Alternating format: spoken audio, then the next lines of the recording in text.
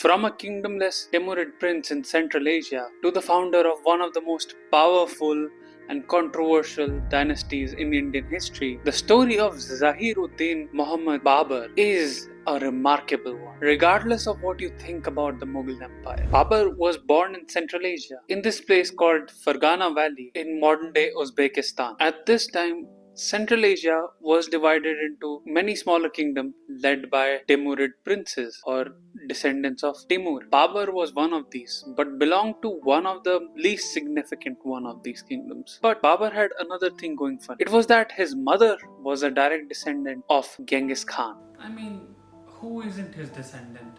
His father died when he was just 12, making him king at a tender age. But due to political instability within his kingdom, he had to show his leadership as quickly as possible. So at the age of 15, he attacked Samarkand and he took it. It was that easy?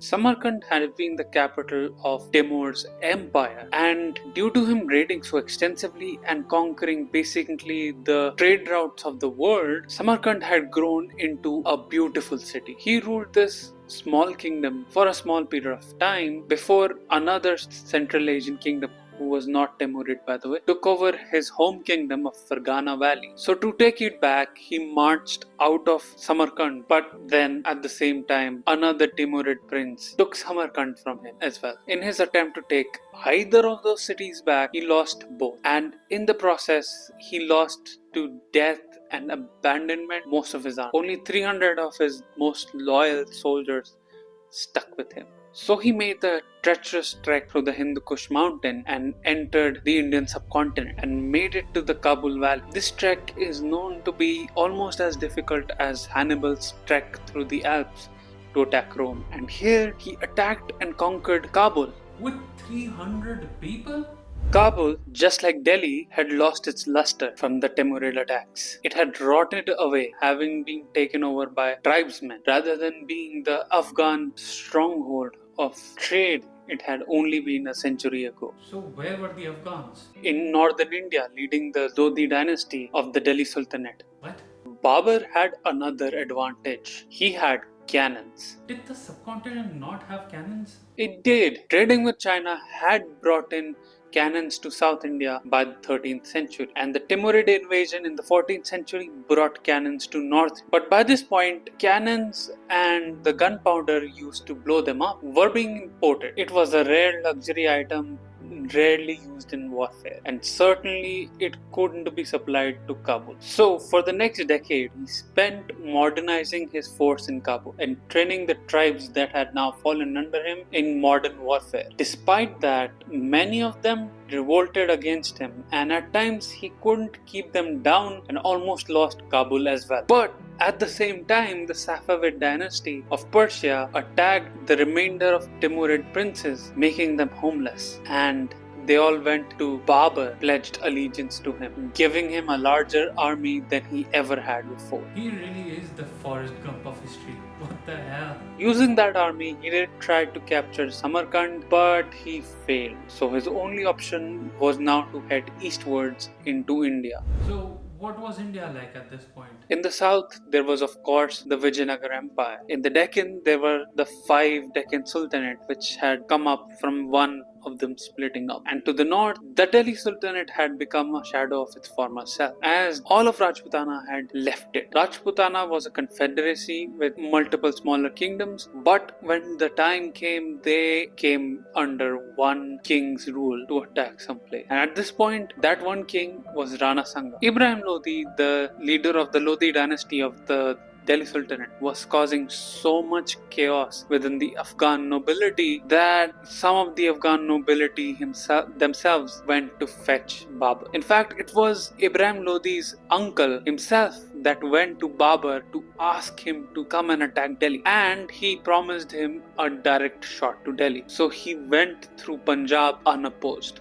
Will this guy stop rolling nat 20s? As he marched with his Afghan Timurid army, he was met with the Delhi Sultan in the first battle of Panipat. Babur commanded around 15,000 men with 20 to 24 pieces of artillery. Lodi had 30 to 40,000 fighting men and at least 1,000 war elephants. Lodi should have won this, but he did. Babur used clever tactics, using artillery to make his soldiers punch above their weight. And with this, Babur won Delhi. But that would put a target on his back. At Khanwa, Rana Sanga, with all his Rajputs, teamed up with the Afghans to take him down once and for all. But somehow, Babur won this too. And then he went on the offensive. He attacked the Rajputs, and while he couldn't conquer them yet, he broke their back. Enough that they could not think about attacking Delhi for at least another generation in the Battle of Chanderi. Finally, he finished all the remaining resistance against him by attacking the Afghans, gathering up in Bengal at the Battle of Ghagra. Babur brought cannons to knife fights, and he knew how to use them the most effective way possible to make his army punch above its weight. And so he won each of his battles in India. When he arrived in India, he really did not like it. He said, Hindustan is a place of little charm. Its people have no good looks, no good manners, no genius or capacity. There are no good horses, no good dogs, no grapes, no muskmelons or good fruits, no ice or cold water, no bread or cooked food in the markets, no hot bath, no colleges, no candles, torches, or candlesticks. Then get out of here? He probably missed his homeland way more than he liked it here. I mean, he was a Mongol from the mountainous regions of Central Asia. And just like his ancestors who couldn't invade India because it was just a little too hot, he was a little bit sensitive. Also, don't let Babur know that he's a Mongol. He swears he's a Turk. But Timur was also a Mongol, even though he pretends to also be a Turk. And in any case, his mother is a direct descendant of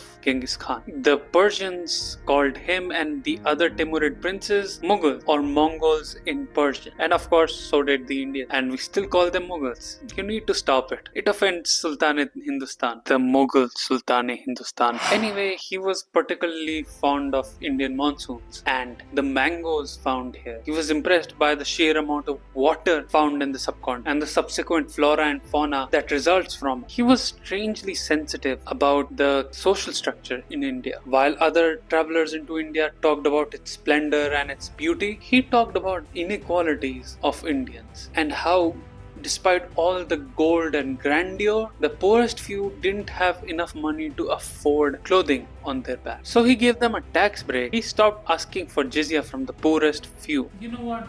I respect that. The most striking difference in between Babur's rule and that of Delhi Sultanate lay in their religious tolerance. The Delhi Sultanate behaved strictly as an Islamic state based on Sharia law. The sultans considered themselves representatives of the caliph and were bound by the Islamic law in all matters of the government. Under this law, non-Muslims were subject to brutal jizya tax and faced great restrictions, with the ultimate goal of conversion of Darul Harb, non-Islamic territory, into Darul Islam, Islamic territory. In stark contrast, Babur followed the Hanafi school of Sunni Islam. He did not impose his religious beliefs on others, except that one time. We forget about that one time. His religious policy was fundamentally based on religious tolerance and coexistence of different religions. People that weren't like him, like Hindus and Shias, were allowed to practice their religion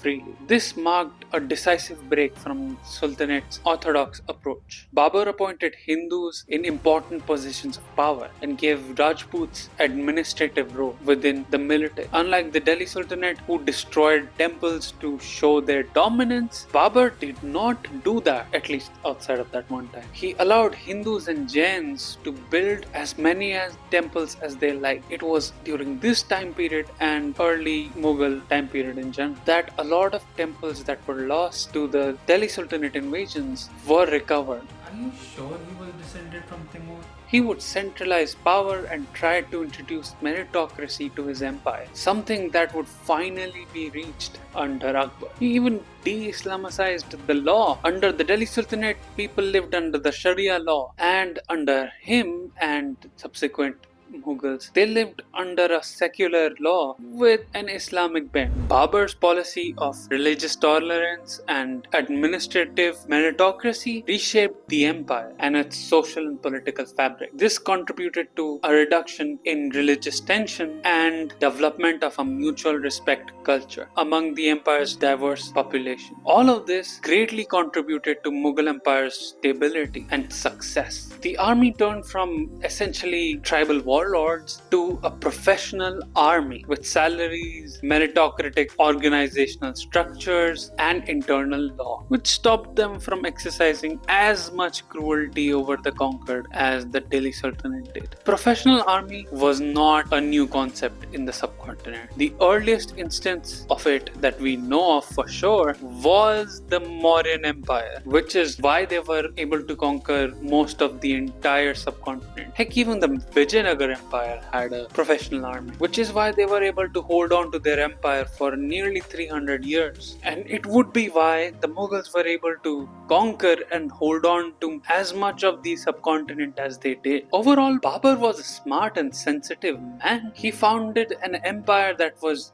just tolerant enough to be stable and just professional enough to thrive. His son Humayun would fall deathly ill around the time Babur was 47. And to save him, Babur would pray to God take him instead of his son. And somehow Babur fell sick and Humayun recovered. Because of his illness, Babur would die at the age of 47 in Delhi, surrounded by loved ones. At least that's how the story goes. If you had been living under Delhi Sultanate, the Mughal Empire would feel like an instant improvement, especially if you were a non-Sunni Muslim, or actually even if you were just a non-Turkic Sunni Muslim. But if you were living almost anywhere else, the Mughal conquest is going to be rough few years for you going forward. Next week, we will speedrun Humayun's life to jump directly to Akbar and his reign, because we have a lot to talk about him. So, see you next time.